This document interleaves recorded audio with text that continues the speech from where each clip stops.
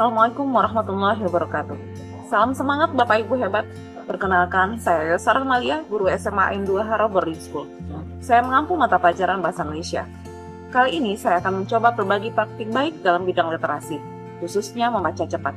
Judul best practice saya adalah Cacat Desi, membaca cepat dengan metode fiksasi untuk keterampilan membaca cepat. Membaca merupakan salah satu keterampilan berbahasa yang perlu terus dilatih, terutama pada siswa SMA. Kompetensi tersebut ditujukan agar dapat meningkatkan intelektual, kematangan emosional, dan sosial.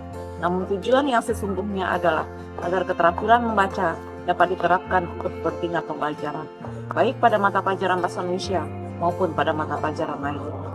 Temuan di lapangan berdasarkan analisis secara umum, sekitar 50% siswa kesulitan membaca cepat ketika menyelesaikan soal Bahasa Indonesia yang mempunyai wacana atau teks panjang dan ditemui hampir di setiap soal.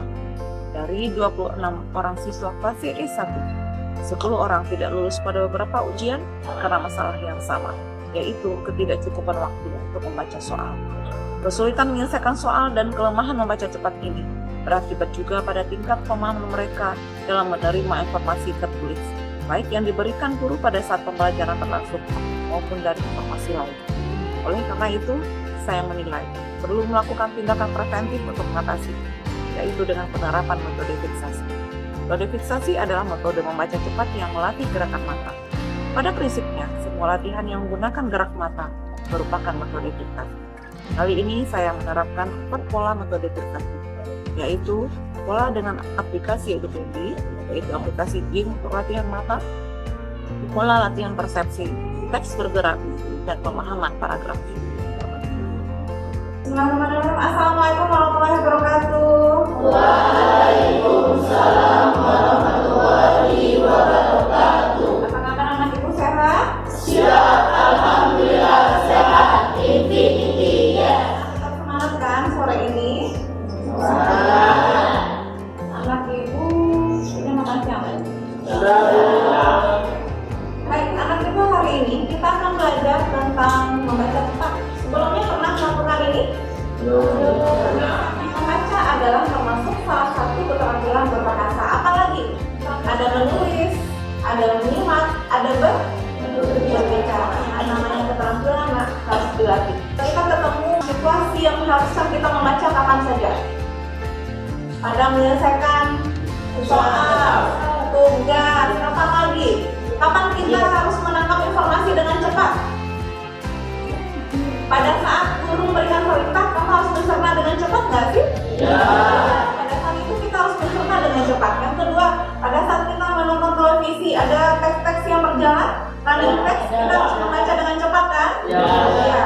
Kemudian pada saat mengerjakan soal bahasa Indonesia, ketemu teks setiap soal, iya, teksnya panjang-panjang nak.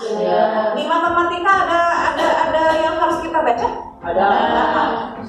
Soal cerita, dalam matematika soal cerita. Jadi sesungguhnya membaca adalah media untuk segala ilmu. Karena itu kita harus menerapkan bagaimana teknik membaca dengan cepat dan baik.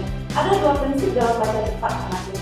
Yang pertama, bisa membaca dengan 350 kata per menit. Itu standar untuk SMA. Yang kedua, anak itu harus bisa memahami teks 70% minimal. Jadi tidak bisa hanya asal membaca cepat saja, tapi ternyata maknanya tidak bisa kita tangkap dengan baik. Kemudian hal-hal yang harus kita hindari pada saat membaca. Siapa anak ibu pada saat membaca yang menunjuk dengan jari? Yang terbiasa menunjuk dengan jari ada? Ada. Nah, kemudian pada saat membaca kemudian memvokalisasi. Vokalisasi mau nggak nak? Vokalisasi itu adalah menggerakkan bibir pada saat membaca. Ada?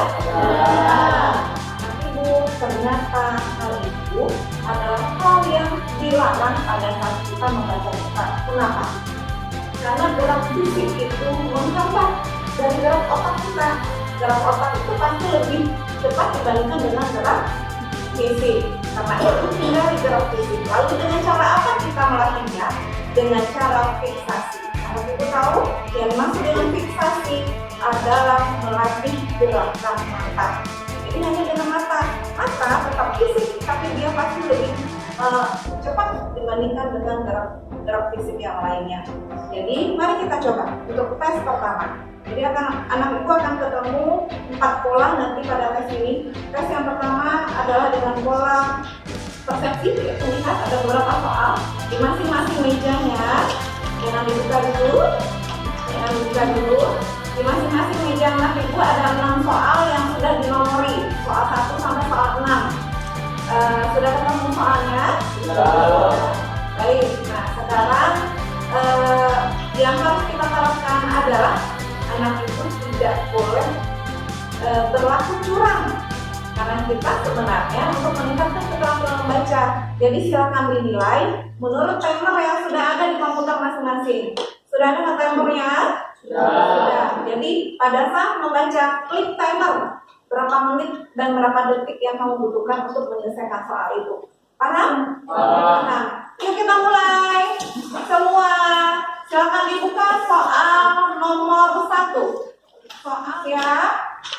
Klik timer, silakan dimulai. Ikuti petunjuknya ya.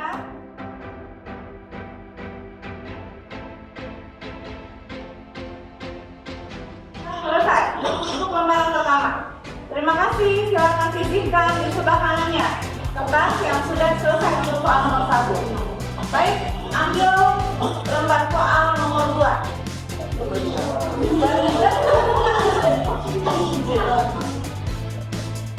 Kita mulai.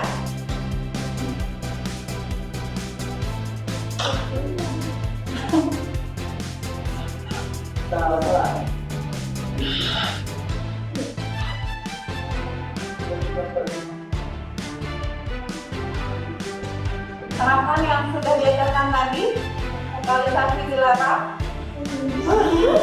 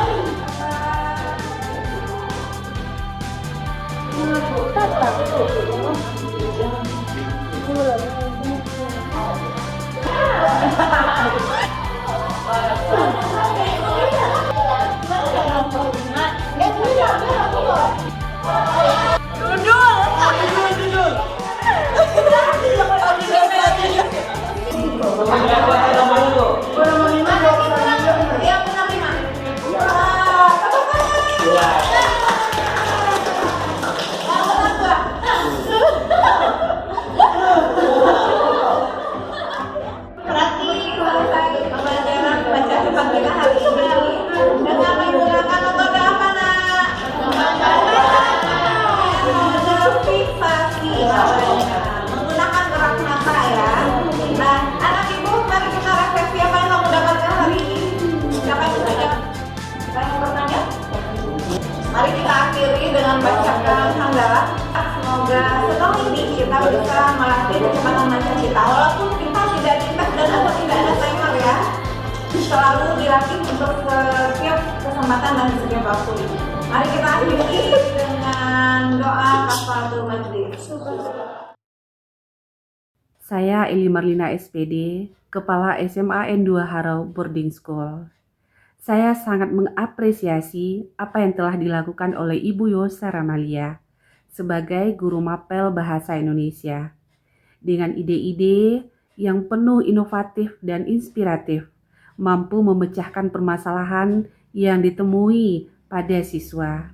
Salah satunya adalah cacah desi yang diusung pada kesempatan ini.